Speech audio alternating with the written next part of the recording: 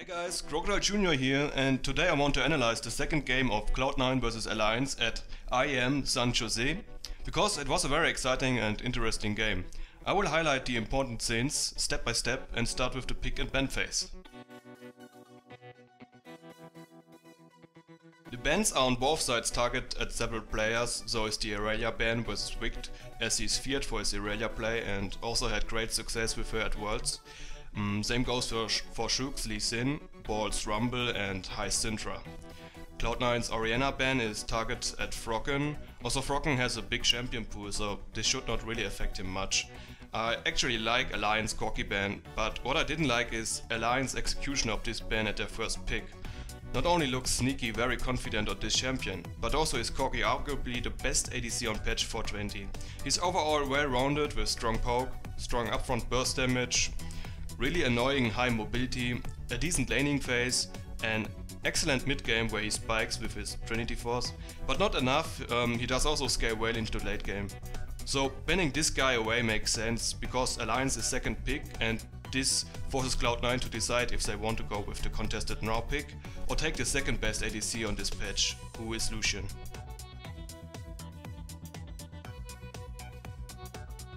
Cloud9 first picks Nara, which is not surprising. He got some nerfs targeted at his early laning, but Nara is still a lane bully and scales really well. Cloud9 can also safely first pick him, because even when he gets counter picked, Nara can always decide to farm with his boomerang from far away, so it's really safe.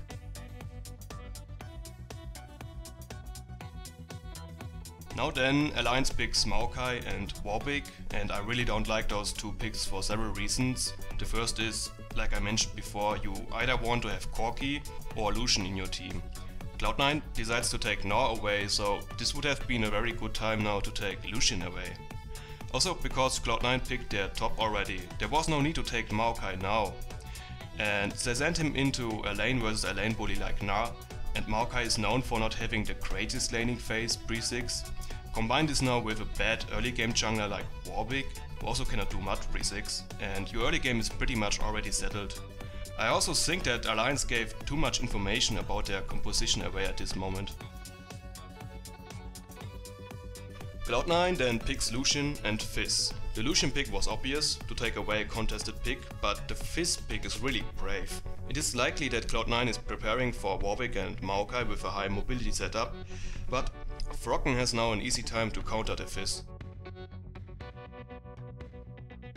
Alliance takes Janna and Quace, which I think are great picks. Janna has the best disengaging tools in the game and is a real pain for every assassin or melee champ in general. She works great versus Nara and Fizz, and her attack damage shield provides a strong damage boost.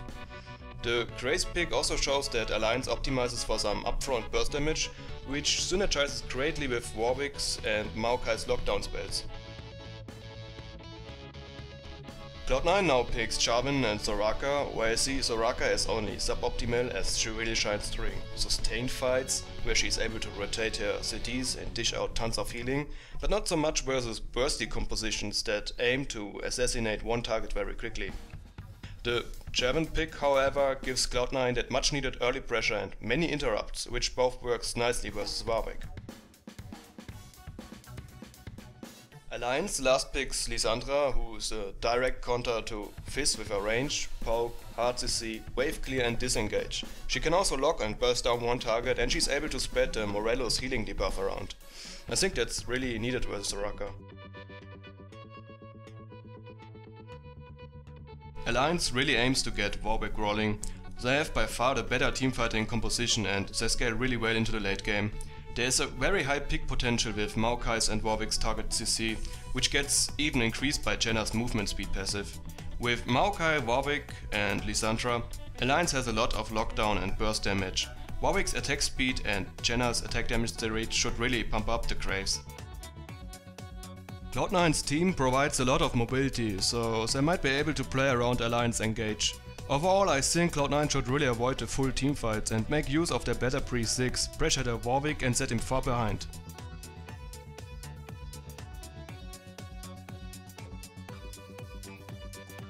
To mention is that Wicked starts at Wolves to get the instant level 2 and some extra gold. He then teleports to his lane. This gives him a small but noticeable XP advantage, which will help him out versus Gnar. He buys some potions and a ward. I think this is a smart move, as long as Cloud9 doesn't make use out of Wicked's teleport city. Otherwise he would be far behind if he dies at top now, so it's definitely a risk. Whereas Warwick now power farms the jungle to reach level 6 as fast as possible, Jarvan already starts to gank and he takes this way to avoid possible wards at the tree bush. Although Alliance bot lane doesn't have any wards at the river, they still push the lane way too far. On top of that, Grace has only some HP left after a skirmish with Lucian, and so it is easy for Jarvan to pick up first blood. He even kills Jenna with the swag flag for maximum swag. Meteos keeps pressuring bot, clears the Crux for level 6 and then immediately ganks bot again to abuse the level 6 advantage as soon as possible. The early double kills gives Meteos the extra XP to reach level 6 before Shux does. Meteos doesn't get seen by any wards and, well, the unseen ganks are the deadliest, which you can see now. I guess Meteos didn't know if Grace has his flash ready or not, so he tried to predict it, but Reckless sidesteps his charge.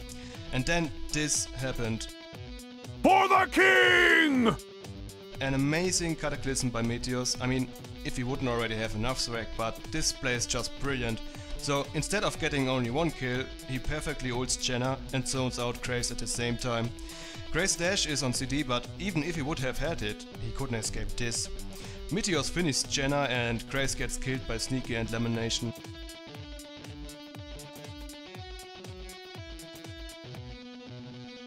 Wicked now teleports way too late into the party, but at least he can get one return kill.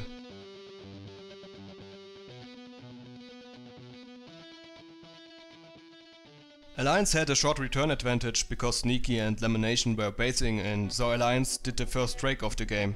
But Meteos immediately counteracted. He knew that most members of Alliance are doing the drake, so he bought 3 wards and placed them all over in the top side jungle of Alliance.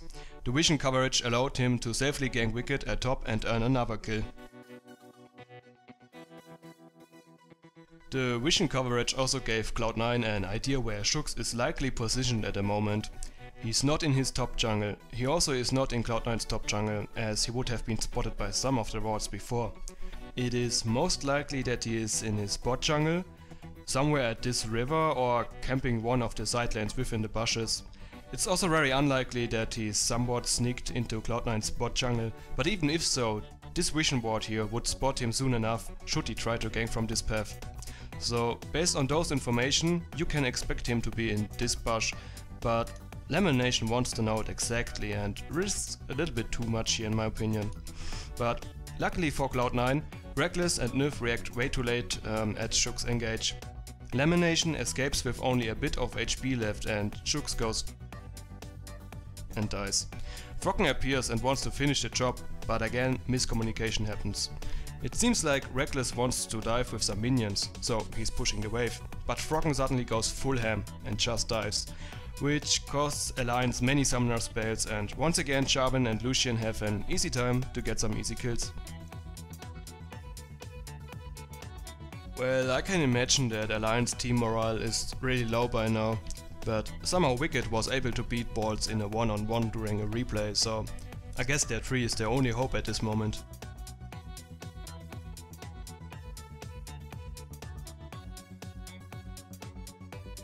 Here you can see now one of the first full team fights, where Maokai just has a lot more impact than Balls with his Gnar. Wicked starts with a flank teleport, flash Soraka's AoE silence and roots Sneaky, who is now in a very bad position. But he can dash away and Meteos now tries to save time for Fizz to join the fight with a chain of interruption.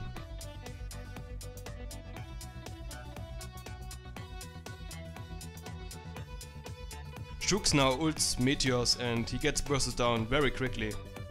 I think this here is now a very important moment in the game.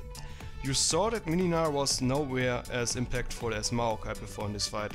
Alliance got one kill and tries to disengage, but Gnar finally has enough rage and is transforming.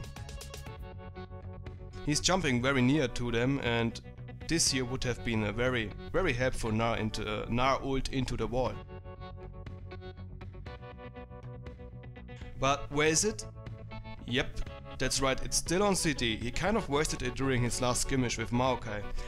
But the thing is, Maokai's ultimate is on a much lower cooldown, so he could make use out of his ult during the team fight. What you guys can learn from this is, there are many ultimates in League of Legends that have a much higher impact in team fights than in duels. So, if you are playing a champion with a team fight deciding ultimate, like for example Waker's Laser or Amumu's Curse of the Sad Mummy, then do not just spam it as soon as it's off CD. Better try to save it for the next teamfight to get the most use out of it. As you can see now, Alliance can just walk away from balls and escape. However, Cloud9 can take the Drake uncontested, and then Hai went full faker or something like that. I don't know, but the following play should never have worked so nicely. I mean, of course he knows that ultimates are still on CD, but same goes for him and his team. He engages and dodges Froggen's CC. Alliance seems to be really surprised by that mad engage, and Nyph tries to knock the Fizz up, but Hai again dodged the CC and nukes Froggen at the same time. A perfect AoE silence from Soraka denies Froggen's escape and he dies. This was an amazing and very confident play by Hai, but also very risky. Then Hai ults Shooks, who's a little bit out of position, and he gets nuked down. Wicked did again a very nice teleport from behind, and it's questionable why Balls did not ult Grace and Jenna into the wall behind him at this moment. Froggen now does a decent ult on Hai and Meteors and disappears before Sneaky is able to hurt him. This is how you should play combo heavy burst mages like Lissandra. You go in, do your rotation, and then you try to disengage until your cooldowns are up again. Alright, let's move on. So, Wicked is again doing an excellent job at being an annoying frontline tree, and he heavily interrupts Cloud9. Meanwhile, Nara is zoned out and gets focused by Froggen and Reckless here. Maybe he didn't expect burst damage, but his no fucks given ultimate is rather ineffective. As you can see, Maokai is a real threat for Cloud9, and he simply doesn't want to drop. Nice flash engage by Froggen, and now both teams fight at the very edge of their lives. Everything happens in only a few seconds, and no doubt that Alliance was also very lucky. But I think you can safely say that Maokai does a lot more during the teamfights than Nar, so as long as Balls doesn't get a good ult, Alliance is winning the teamfights. I find this a little bit depressing for Cloud9, especially for Meteors, because he did a great job during the early game. But it looks like Alliance is already outscaling Cloud9, at least teamfighting wise. The next teamfight shows similar results. Balls couldn't hit a meaningful ult again, and Maokai just wrecks faces. He's really big, not to mention the extra vision. Oh, Meteor's caught out. He's the jungler. They want to take him down. Forced out of the fight there. Doesn't get taken down though. Shook also very low. The wish comes out from Lemonation, enough to keep them alive. Wicked tanking out. Ball's going to be the focus target. Can't turn into Mega now. He's well away from this one. Ballsy very low. Tries to hop, skip, and a jump away. Hai evacuates. Everybody gets out alive apart from Lemonation. The problem is that Alliance is just too powerful in teamfights by now, and Fizz is not able to cross over Alliance's beefy frontline. They also do some really well executed flanks, but they don't take enough objectives afterwards. The next big teamfight goes in favor for Alliance again, and they are able to pick up the Baron buff. I think Cloud9 should really have tried to take Baron before, because now it looks very bad for them. Especially with Fizz as their mid laner, they simply don't have the needed wave clear to deal with the new empowered minions. It's now an easy game for Alliance to take one objective after the other and finish the game. I mean, just look at this tree. A gigantic tank. Froggen, Sonya's Hourglass used already. He does stop Jump the Waters and they can turn this back around. Hai, poke down low. Balls locked up by the stun. A lot of damage going down on towards him. Shook tries to lifesteal, but he's going to get locked out. There's another one going down. Balls is going to get dropped off the side. Froggen's going to chase. Guardian's Angel still up on him. Lemonation's going to get picked off the side there. It's actually Wicked that picks himself up. The double kill. Now Meteors. Oh, the slow comes on towards him. He's going to go down, and Alliance may well have just won themselves the game with those couple of picks. Yeah, that should probably be them taking out the rest of Cloud9. So what's the conclusion of this game? Well, it looks like Cloud9 underestimated Alliance teamfight scaling champions and were blinded by their overwhelming early and early mid game. That's something I can't really blame them for, but after the second lost teamfight, they should have watched out for some other tactics. The Bram buff is just too dominant, you cannot afford to give it away. Cloud9 had a very mobile team, some more splitting could have worked. Just look how Wicked was building. He went full teamfight tree. Attack speed debuff aura, magic resist buff aura, the new item with the increased movement speed buff aura, and of course on top of it, his defensive steroid aura, which is maybe the best defensive steroid in the game. You really don't want to fight that. So what can you now learn from this game? Well, never give up, even when you are far behind.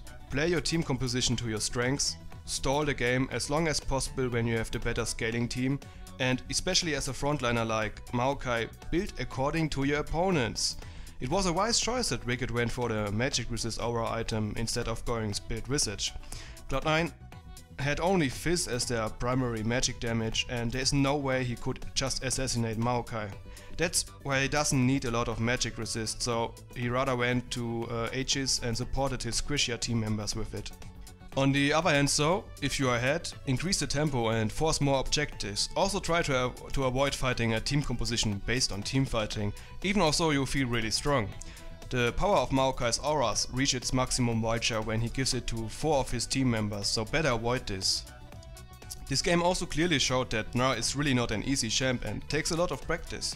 The Mega Gnar ult can be hard to hit and the opponents can also play around his transformation. And Mini Gnar is just not so helpful during big team fights. He's rather effective when the fights are over and he can catch slow life enemies. Alright guys, that's it for now. Tell me what you think about this analysis and subscribe please if you want more videos and want to support me. Thanks for watching and have a nice day.